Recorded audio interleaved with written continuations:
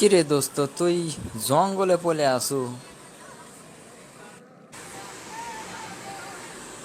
আস্তে কথা কবে, পুলিশ আসবো। তোরা কিসের রাজনীতি করস রে? যে জঙ্গলে পলান লাগে, নদীর ঘাট দিয়ে পলে আসা লাগে, বোরখা পরে পলান লাগে।